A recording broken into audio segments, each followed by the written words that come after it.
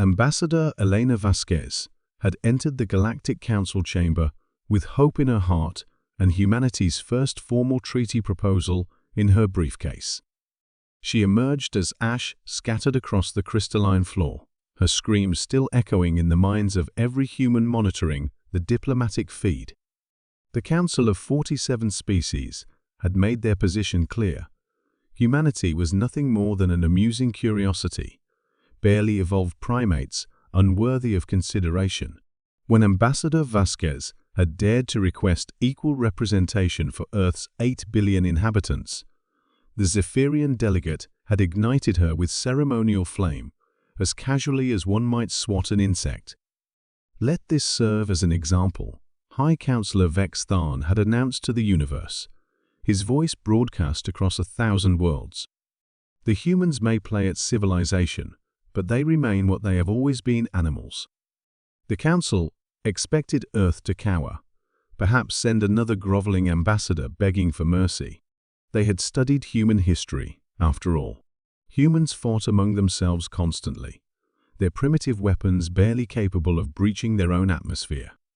What threat could such divided creatures possibly pose to an empire spanning 17 galaxies?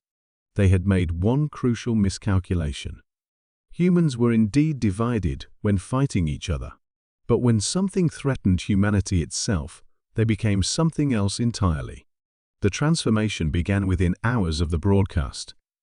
Every television, radio, and communication device on Earth carried the same image: Ambassador Vasquez, brilliant scholar and mother of two, burning alive while alien creatures laughed.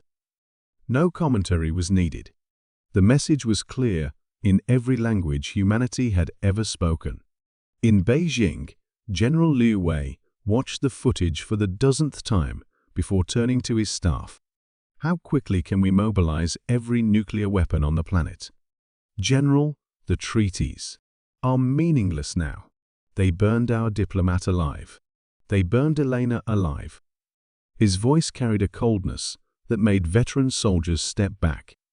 Send the codes to Moscow, Washington, New Delhi, Tel Aviv. Every nuclear power, every submarine commander, every missile silo. We're going dark until we're ready. In laboratories from MIT to CERN, scientists who had spent careers studying theoretical physics were suddenly asked one question: how do we turn our research into weapons?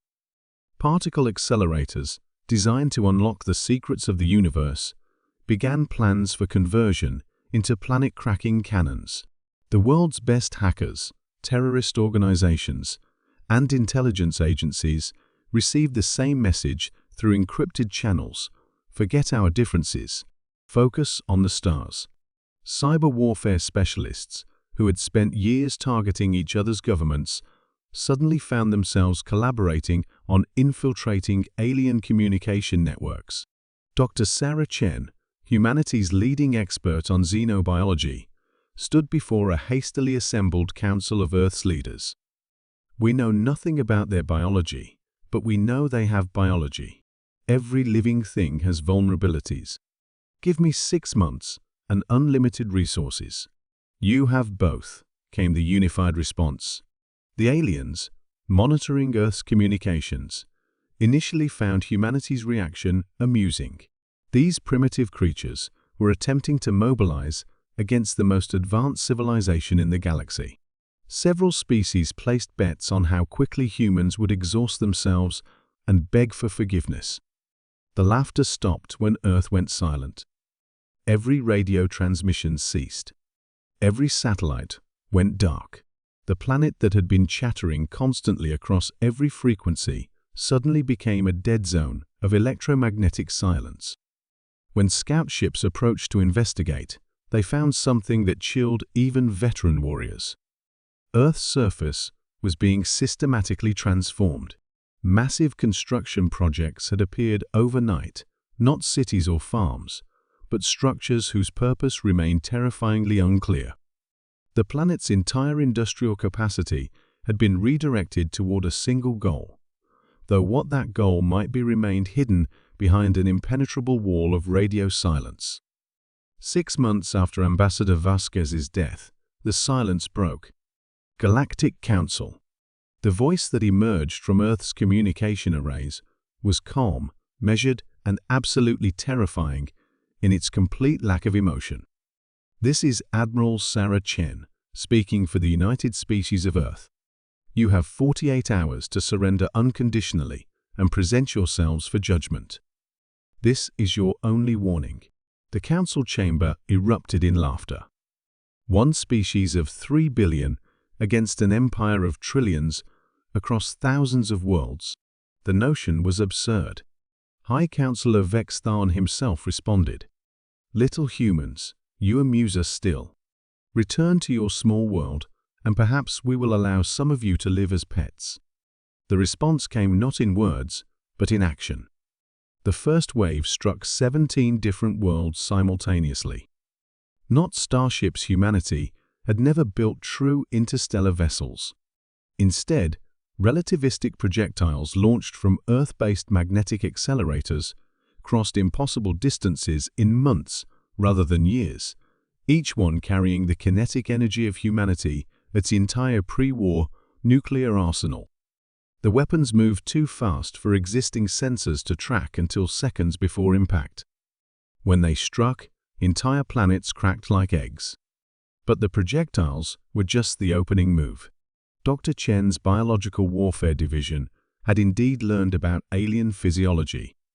The second wave carried engineered viruses tailored to 47 different species' DNA, each one designed with the same meticulous precision that had once created cancer treatments and genetic therapies.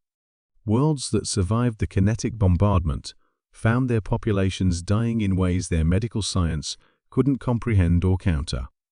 The third wave was perhaps the most terrifying of all: silence. Entire star systems simply went dark. Ships sent to investigate found worlds where every living thing had stopped mid-action, frozen in place by technologies that human scientists had developed from their research into consciousness and neural networks.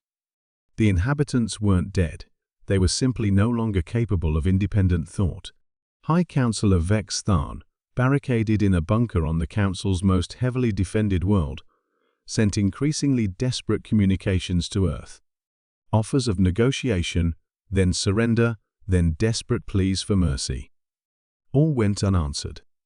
When the final human fleet arrived, built in just 6 months, using technologies that had advanced centuries in response to absolute necessity, they found the Galactic Council's chamber exactly as humanity intended. 47 species knelt in the same positions their predecessors had forced Ambassador Vasquez to assume before her execution. The roles had been reversed with mathematical precision. Admiral Chen entered the chamber wearing Elena Vasquez's recovered wedding ring on a chain around her neck. She carried no weapons, no guards. They were unnecessary now. "You wanted to treat us like animals," she said, her voice carrying across 1,000 worlds through commandeered communication networks. "But you forgot something important about Terran evolution. We weren't just prey." She paused, looking at the assembled representatives of species that had once controlled galaxies. "We were also predators, and now you've given us a reason to hunt." The galaxy would remember this day, not as the end of the Galactic Council, but as the beginning of the human empire. And every species that survived would tell their children why it was never wise to make humans angry. Some lines, once crossed, transform prey into apex predators. The Council had learned this lesson exactly once.